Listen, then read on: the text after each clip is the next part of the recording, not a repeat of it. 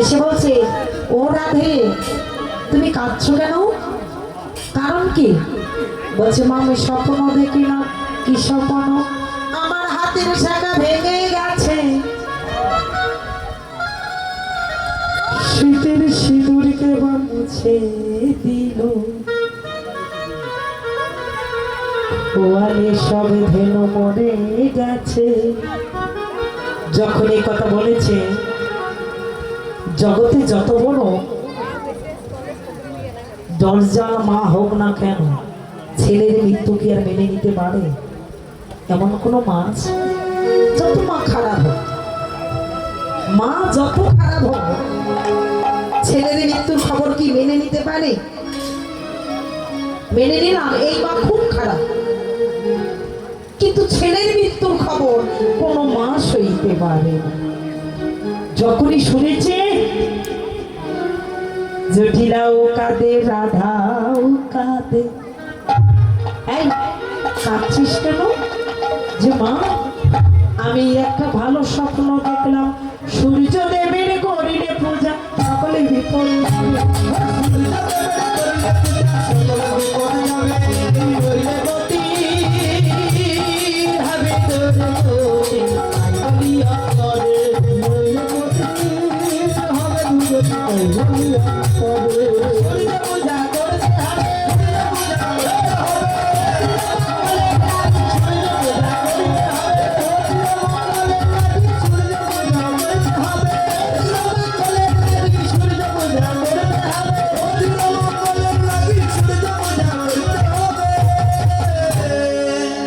রাধে রাধে।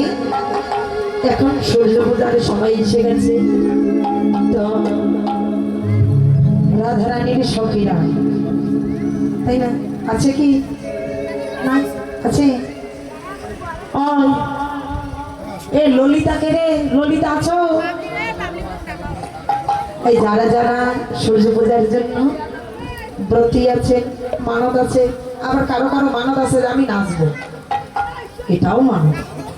কি এটা মানত না? এটাও কিন্তু মানত।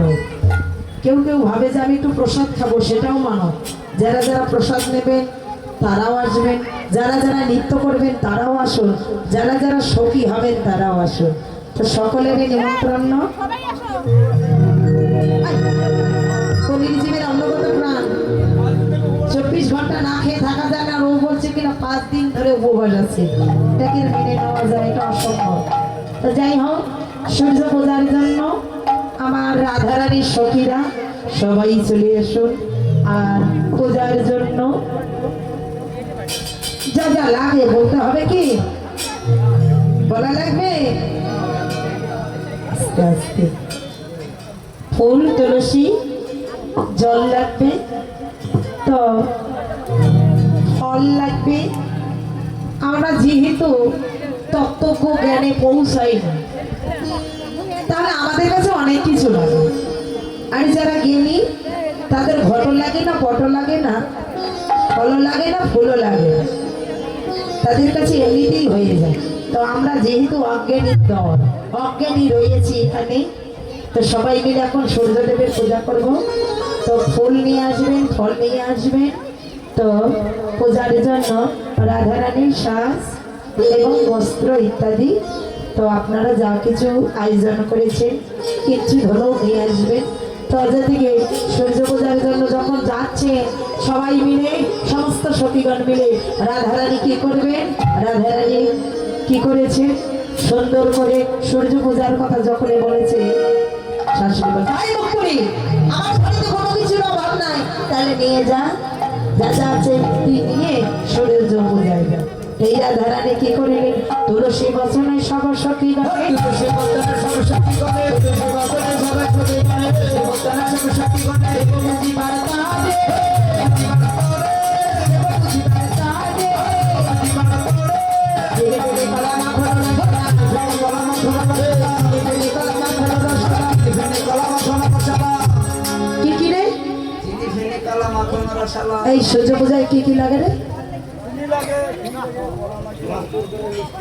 চিনি, ফিনি, কলা, চিনি, ফিনি, কলা, মাখন, রসনা। হ্যাঁ, চিনিটা বোঝে? চিনি মানে কি? হাট, আম খাই না। চিনিটা কি? ওই যে বিনা আখ থেকে যেটা রস হয় তার থেকে চিনি হয়, এর নাম চিনি। আচ্ছা চিনি দিলে কি খায়? চিনি। গোবিন্দকে চিনি দেন না গো? গোবিন্দ খান? আমার গোবিন্দ আমার একদিনও খায়নি, তাই আমি কিন্তু গোবিন্দ বোধহয় চিনি দেই না। বাস্তব আমি চিনি দেই না, কারণ ও তো চিনি খায় না, তো দিয়ে লাভ কি? তাহলে কি বাতাসা? চিনি চিনি চিনি চিনি। আচ্ছা আমি যদি চিনি দেই, গোবিন্দ যদি কোনোদিন আমাকে প্রশ্ন করে বোকাবে তুমি যে চিনি দাও আমাকে চেনো, তখন কি বলবো? না তো, চিনি যে আমাকে চেনে আমি তাকে চিনি। যে আমাকে চেনে আমি তাকে চিনি, যে আমাকে চেনে না আমি তাকে চিনি। আর আমরা মনে করেছি গোবিন্দ বুঝি চিনি খায়। হ্যাঁ, সবাই পেট ভরে ভরে চিনি দিই। গোবিন্দ বলল চিনি নয় চিনি নয় চিনি, তুমি আগে আমায় চেনো। ও আজকের পর থেকে তুমি আমাকে আগে চেনো, নিজেকে চেনো আমি কে। তুমি আগে নিজেকেই চেনো, নিজেকেই তো চেনো, তারপর চিনি দাও। তাই গোবিন্দ চিনি খায় না, চিনি। তাহলে আমি কে? আমার পরিচয় কি জানি আমরা? না জানি না আমি কে। পরিচয় দেই আমি ব্রাহ্মণ, আমি গান গাই গায়ক, কীর্তন গাই কীর্তনী, আমি পণ্ডিত, আমি বিচারক, আমি সমাজপতি, আমি টিচার, আমি একজন জ্ঞানী, আমি নারী, আমি পুরুষ। শাস্ত্র বললে ডাক্তাও তোমার পরিচয় নয়, আত্মা বায়ুভূত নিরাশ্রয়, আমার কেউ নয়, আমি একা। একা আমি, আমার কেউ নয়, আমি নিঃস্ব। বাতাসে এসেছি আবার বাতাসে মিশে যাব, বাতাসে এসেছি আবার বাতাসে মিশে যাব। বাতাসের সাহায্যে এসেছি, আসিনি? এসেছি বাতাসেই মিশে যাব। কি করে? শাস্ত্র বললেন তাকে দেখুন, প্রকৃতির যেদিন নিয়ম হবে, প্রকৃতির জলধারায় আমি নেমে আসব, খাদ্য শস্যের উপর আশ্রয় নেব। কলির জীব অন্নগত প্রাণ, খাদ্যের উপর আশ্রয় নেয়। মানুষ বা যে কোনো প্রাণী খাবারগুলো গ্রহণ করে। যদি পুরুষ হয় তবে শুক্র, নারী হলে শরীর রূপ নেয়। শুক্র শরীর মহামিলনে আমার একটা যে কোনো জঠরে গিয়ে জন্ম নেয়। সে জন্মটা তোমার পুরুষও হতে পারে, নারীও হতে পারে, তুমি মানবও হতে পারো, দানবও হতে পারো, রাস্তার কুকুরটা তোমার মা হতে পারে, টিকটিকিটা গিরগিটিটা। তুমি বাংলাদেশে থাকবে না, ভারতে যাবে না, আমেরিকায় যাবে না, জাপানে যাবে না, লন্ডনে যাবে, কোন বাকুলে তোমার জন্ম হবে কেউ জানে না। জীবের জন্ম হোক যথাযথা, কর্ম চাই ভালো, যে কুলে জন্ম হোক না কেন। প্রভু হে, আমি যেন তোমার চরণে সেবা করিতে পারি। নিজেকে আগে ছিল আমি কে। যদি চিনতে পারো তবে তুমি আমাকে চিনবে। চিনি। আর আমরা মনে করি মিশ্রি দানা বুঝি গোবিন্দ খায় না, চিনি। গোবিন্দ বলে আগে চেনো। তাই চিনি ফিনি কলা মাখনো রসগোল্লা,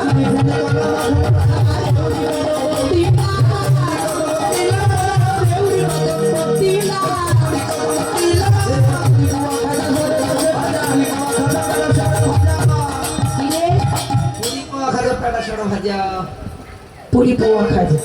আসলে প্রত্যেকটা পদেরই বিস্তারিত অর্থ কিন্তু পূর্ণাঙ্গ অর্থ আমরা করিও না, সময়ও হয় না, বিভিন্ন তাল মেনটেন করতে হয়।